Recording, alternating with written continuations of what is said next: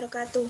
Perkenalkan, nama saya Salsabila Eka Putri, NIM 2010301039 dari program studi S1 Fisioterapi kelas A3 semester 1 dari Universitas Aisyah Yogyakarta.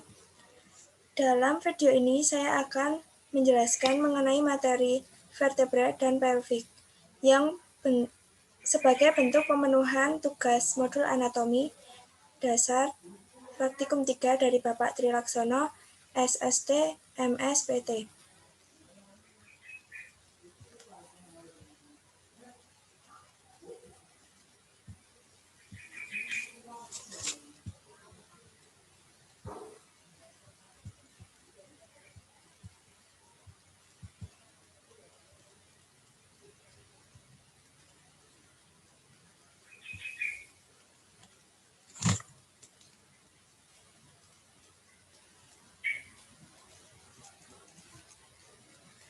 Vertebra yaitu tulang belakang.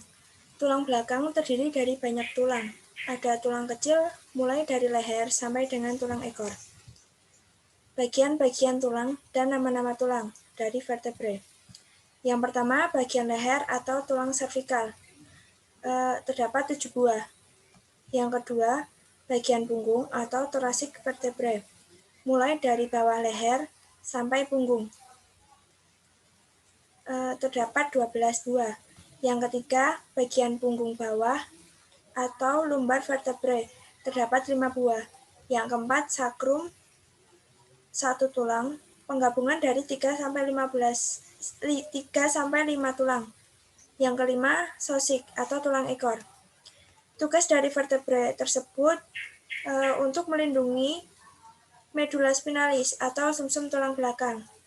Vertebrae terdiri dari 33 tulang, 24 saling bersendi membentuk kolumna vertebralis yang bersifat fleksibel atau dapat bergerak, terdiri dari 7 buah vertebrae servikal, 12 vertebrae torasil, 5 buah penyatuan 5 buah os sakral. Kemudian struktur vertebrae. Yang pertama, dibentuk oleh korpus atau badan tulang sebagai penerima beban. Yang kedua, arcus, ring bulat sebagai pelindung spinal cord. Yang ketiga, processus spinos dan processus transversus sebagai sepasang komponen mekanik. Susunan anatomi vertebrae secara umum.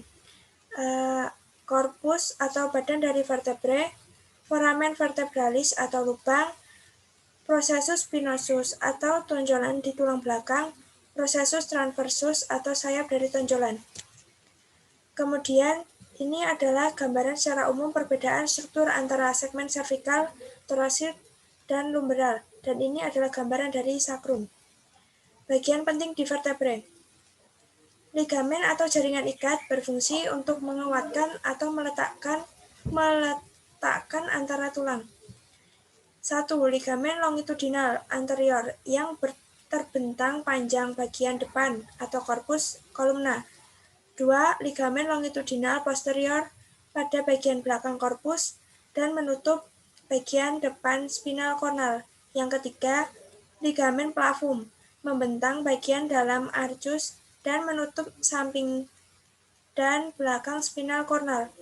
Yang keempat, ligamen interspicius menghubungkan tiap processus atas dan bawahnya.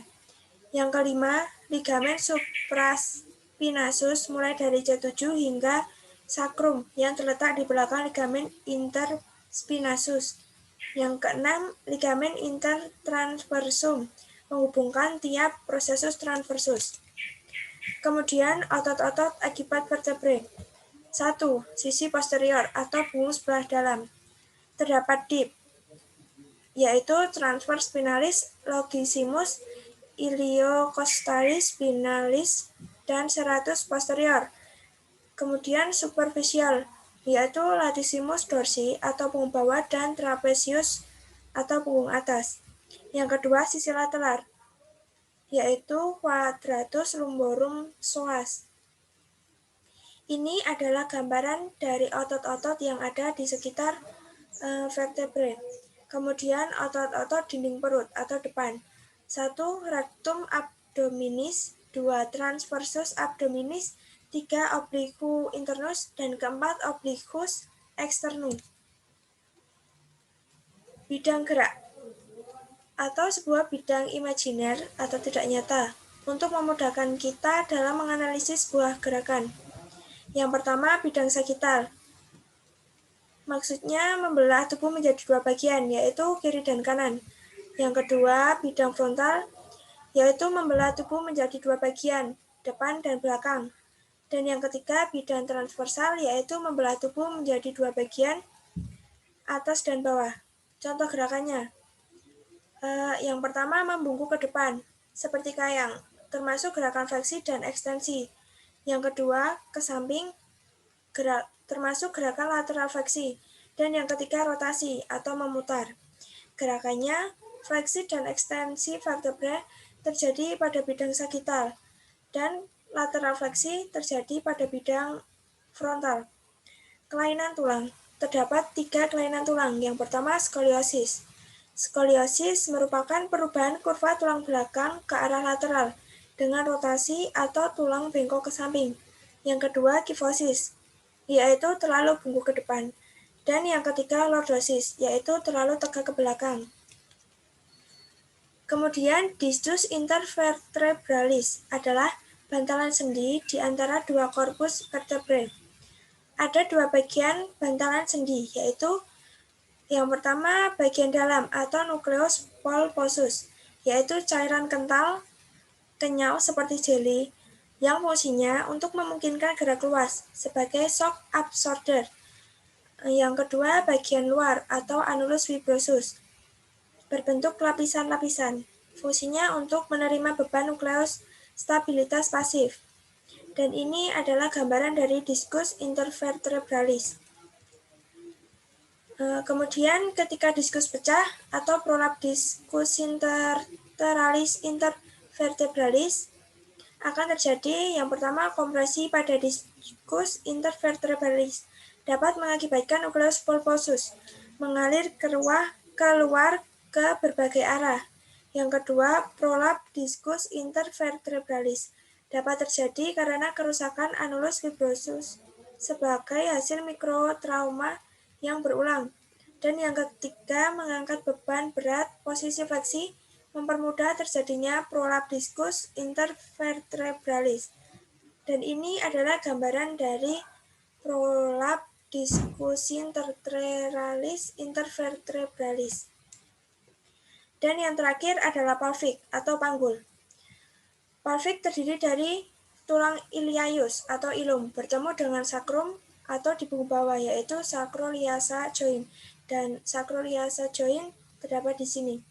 Dan yang kedua, crista iliaca atau ilias crest di panggul belakang di sini. Dan yang ketiga, sias atau arterior superior iliac spine, yaitu di bagian panggul di sebelah depan yang ada tonjolan atau di atas pangkal paha.